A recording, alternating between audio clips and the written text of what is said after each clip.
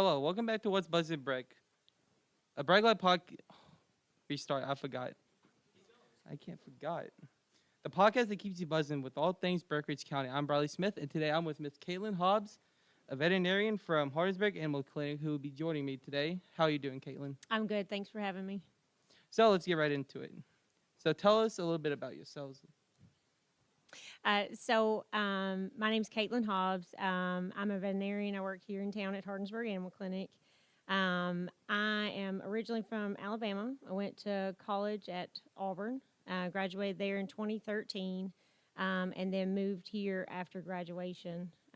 Took a job at Midway and then met my husband, and the rest is history. So what made you come to Breckinridge County specifically? So when I got out of school, I was really wanting to do large animal work, specifically with cattle. So I was just looking for jobs, and the job at Midway was posted, doing quite a bit of cattle work. So I came and interviewed, and they offered me the job. So, being away from Alabama, do you like it here in Breckinridge County? Like, is it comforting? Yes, I've told a lot of people that away from my home, this is my home. It's very similar to where I grew up. The people are very similar, just regular people, just friendly and nice. My husband's family is great, so they have made me feel welcome. I've always said if I was ever to move away from home, this was like coming to a second home. So it's very similar to where I grew up. I'm glad. So, what certifications do you need to become a vet? So you have to complete whatever undergraduate work you do. So I have a bachelor's of science in poultry science, so chickens. And then you'll go to 4 years of vet school. So it's just like med school or anything else, 4 years of that professional program. I'm not sure if they still allow this or not, but when I was in school, I actually completed my undergraduate in 3 years instead of 4. So I was only took 7 years instead of the 8. But again, I'm not sure if they still allow that or not.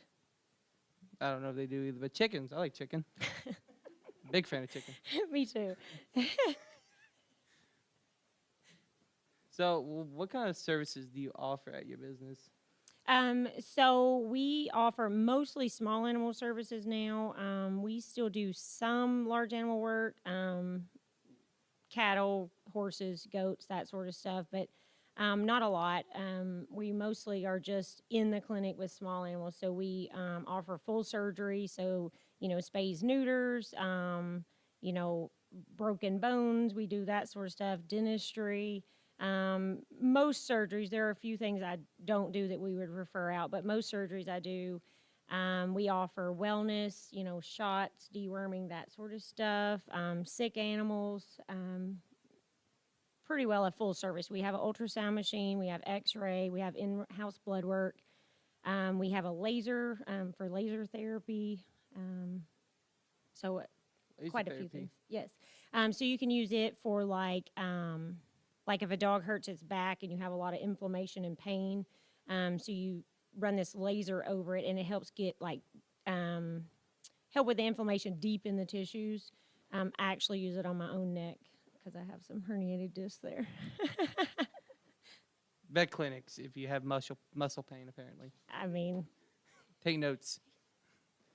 So, can you tell us the structure of the business and how it works with other people you work with, structure-wise? How do you work with other people? So currently we have 2 veterinarians, myself and Dr. Tall, who's the owner. Then we have 2 receptionists, an office manager, and some technician kennel staff. So typically our day consists of surgery in the mornings.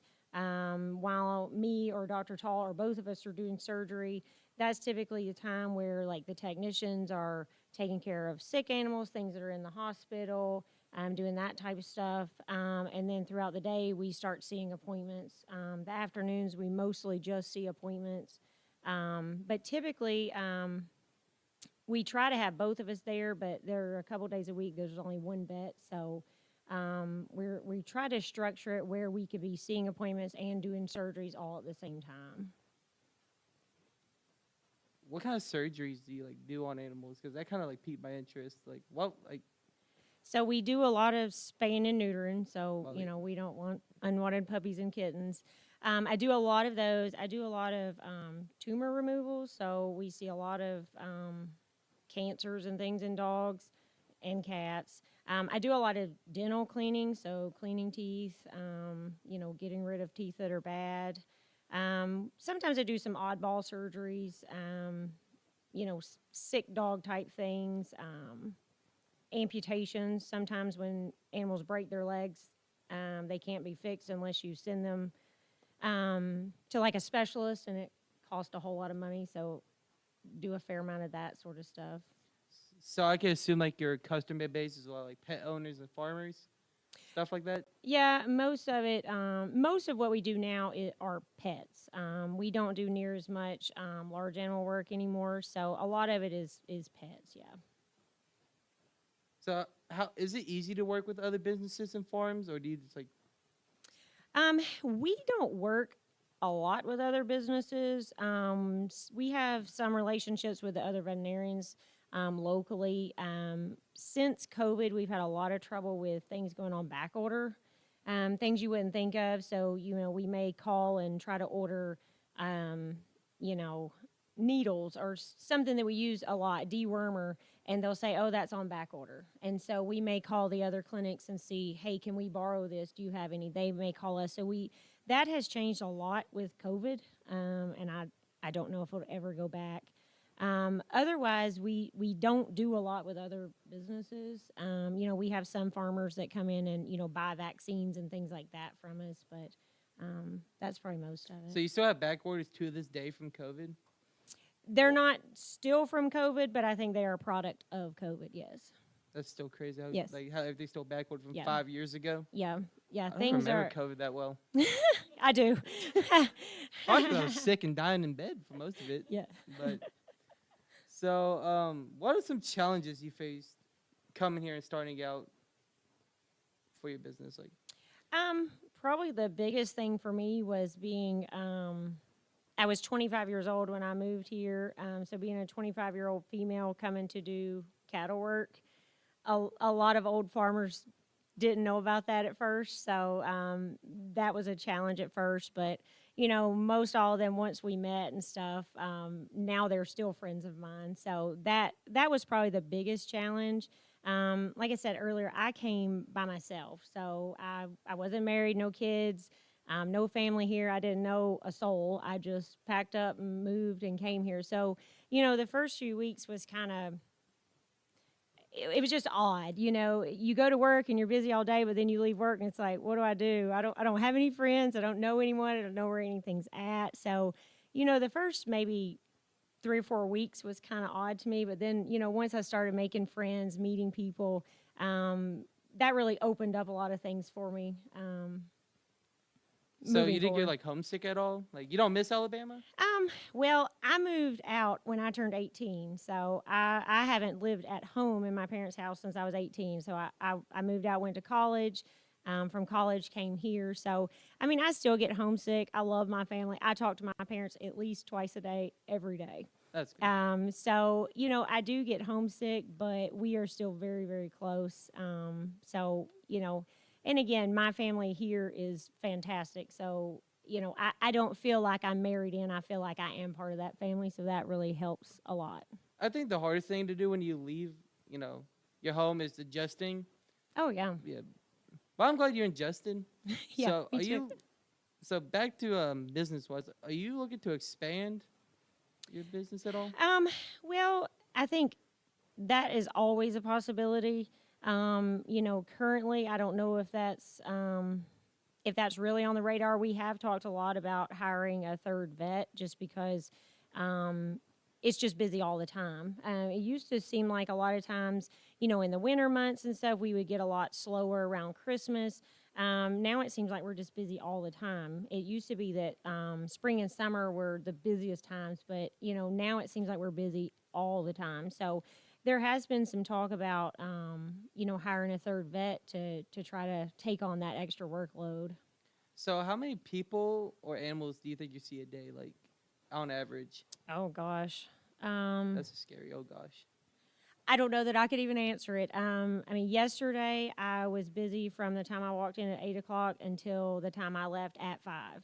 I was actually doing a surgery at about 10 till 5 that kind of got squeezed in at the end. We typically see appointments every 15 minutes or so.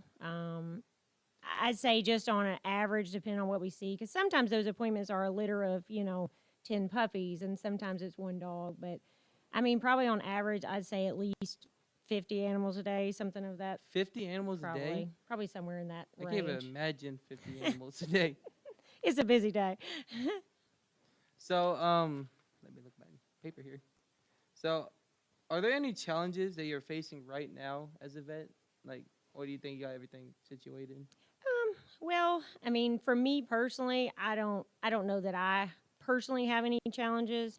As being a veterinarian as a whole, money is always a challenge. That's probably the hardest part about being a veterinarian is just money. Because where we're striving to provide quality care and services to people, you have to keep that at an affordable cost. But our costs continually go up. Everyone, thinks that, veterinarian clinics are so expensive, but what they don't realize is that we don't mark up products a whole lot because they're sold to us very, very, at a very high cost. So there's always this struggle between trying to provide quality care, but not trying to, but also trying to keep that cost low for our clients. So that's always a struggle. So how much would it cost to get a checkup on an animal?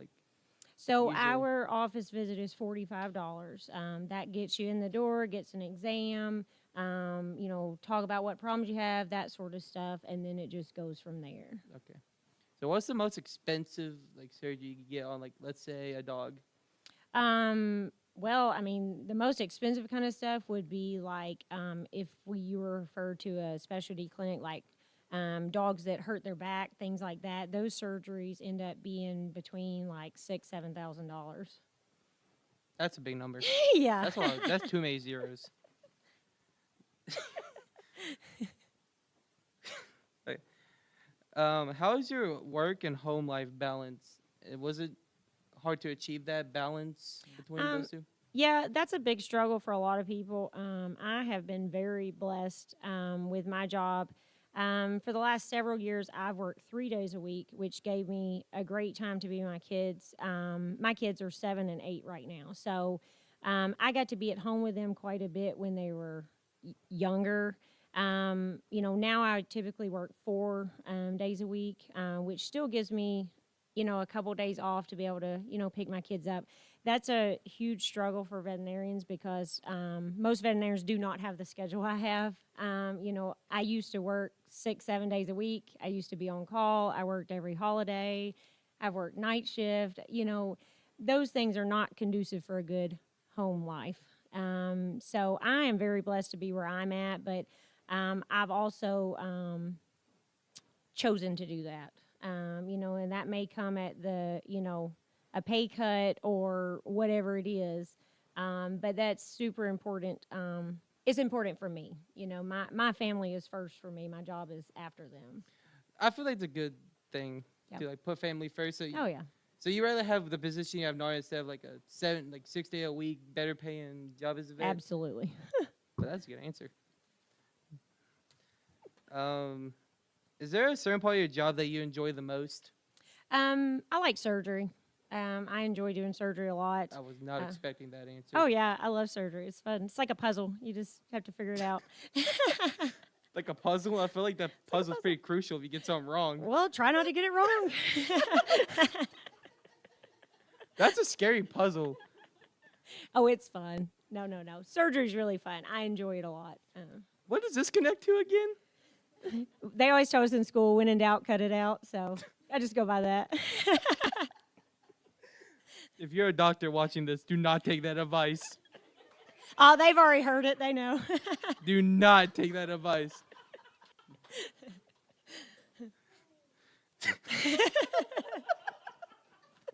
When in doubt, cut it out. Remind me to put down my quote of the day board at home. Do you want me to be your surgeon? Yes or no? Do you want an honest answer? Oh, it'll be fine. It'll be fine. I forget where were you. Okay. Let's move on from cut it out when it doubt, whatever it's called. My brain is so shut off right now, I can't comprehend anything. Have you ever considered starting your own vet clinic at all? Yeah, there have been a couple of times that I have considered that, like changing jobs. So I've been at a couple different jobs, and always in between those, I think, well, is this the time I should start my own job? But to be honest, I don't want to. No. I enjoy doing what I do. It's nice to be the associate veterinarian, so you don't have to have all of the responsibility, but you still have a responsible job. Still have the freedom to cut it out when Yes. in doubt. Well, yeah, exactly. Still cut Okay. it out. I can't get over that. That's so, that's funny. I'm going to keep saying that. When in doubt, cut It's it your out. new slogan. My third career is a doctor, and that's going to be my like slogan. Don't make me a doctor. Is there anything else you would like to tell us? I guess for anyone who's interested in being a veterinarian, my advice is always the same. Get in some vet clinics, whether that's volunteering, whether that's cleaning the kennels, it's working as a paid position. Get in multiple vet clinics because you will find out really quickly if you actually want to be there or not. It is a huge time commitment, and it is a huge financial commitment to go to vet school. It's not something that you want to take lightly and, get halfway through and then go, man, this is not for me. The experience will tell you. Most people know pretty quickly if they can handle the job, if they, there's a lot of smells, there's a lot of things you might not want to see. It's not all puppies and kittens. So, my advice is always that. Get in some vet clinics and really see if that's something you're interested in. I'm assuming like all medical schools, it was expensive to get Yes. to go through 8 Yes. years. Yes. Ooh. Yes. Okay, this is a personal question I have to ask, and Okay. this has been driving me nuts. What's the most strangest animal you worked with? Strangest animal. When I was in vet school, we worked at the zoo, and there was Oh, a I love giraffe this. with a broken leg. And the vet, they had already put the cast on it when I went on my rotation. And so the vet was like, do you want to cut its cast off? I'm like, yeah, I want to cut its cast off. So I got to use the saw and cut this enormous cast that's this long off a giraffe. So that was really neat. I like giraffes. They're probably my Yeah. favorite animal. Though I can't say giraffe in a sentence. I say giraffe. Giraffe. Giraffe. That's all the questions I have personally.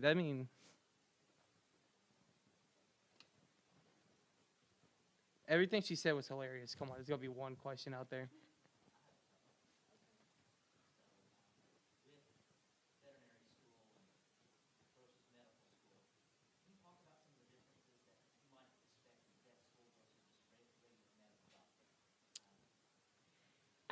Well, and as far as time-wise, a lot of that is the same. You're talking about a large, we took 24 credit hours per semester, which is a tremendous amount. They only let you take 16 or 18 in undergrad. So the workload is enormous in both of those.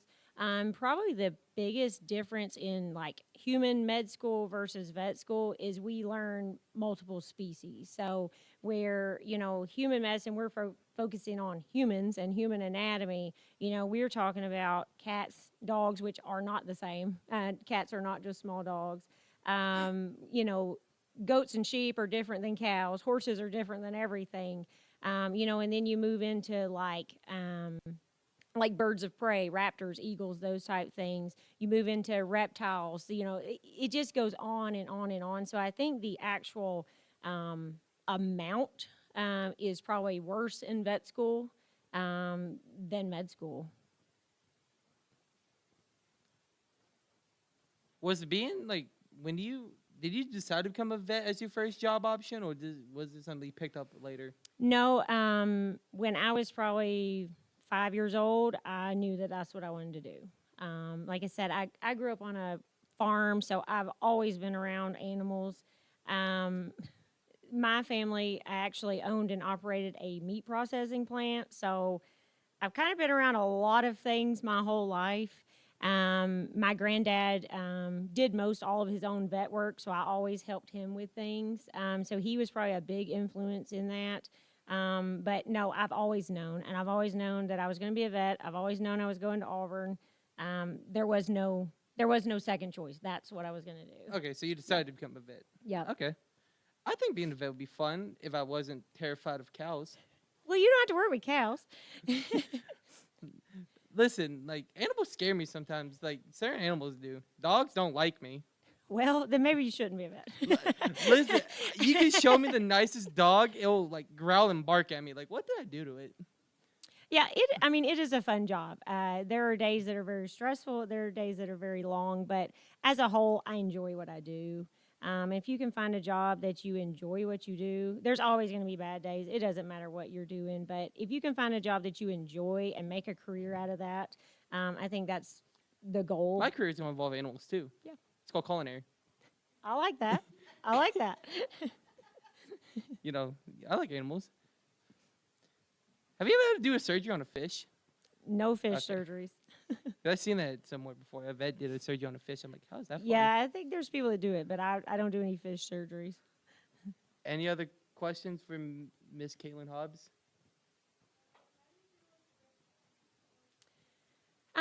Well, sometimes just the best you can.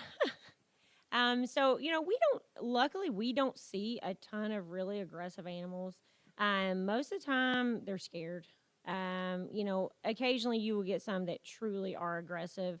In those instances, we have safety measures that we try to use. Sometimes that's like a rabies pole, which is a long stick with a leash on the end of it so you can get a hold of them away from you. Luckily for me, being a veterinarian, if we can ever get a hold of something, I can sedate them. So, if you have something that's really aggressive, we have some, medical ways to deal with that. But, sometimes if you look close, I have a big scar on my cheek from a dog that bit me last year. So, sometimes there are things that just happen. But shockingly, I can probably count on one hand the number of times I've been, like, actually hurt. Not just like a little scratch or something, but actually hurt. And that's part of working with really good people who are trained well. The techs that I have, they know how to restrain animals. They know how to approach animals in a way to try to keep everyone safe. So, the people you have around you is probably the most important.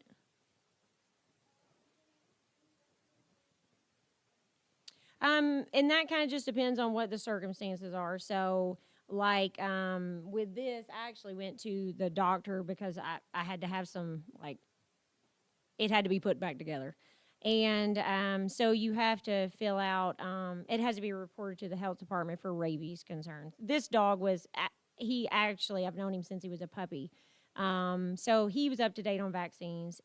Where you get into kind of a hairy situation is if you're talking about like stray animals or animals that are not up to date on vaccines. Some of those animals end up being put to sleep and tested for rabies, things like that. Most of the animals I see are pets that are up to date on shots, so it's not a big concern. So do you think, like, fear with the animal causes a little bit of aggression with them? Like, they're, like, Yeah. like they don't know the situation and they just Yes. start, cats do that. I've seen Yeah. that before. A lot of animals aren't bad animals. Occasionally I will see some dogs that I think, man, this dog is bad, or it is just a bad dog. But most of them are just scared. You come in, there's weird smells, there's other dogs barking, there's new people, I'm poking you with a needle. There's weird things going on, and some dogs just get scared and then out of fear they bite. Most of them are not truly bad dogs. I think being a vet is fun. I think if you like working with animals, I think a vet is a good career to go with. Yeah. So, that's all I have. Well, I just want to thank you, Miss Hobbs, for coming in and speaking with us, telling us about your career. Yeah, no problem. Thanks for having me. We'll catch you next time.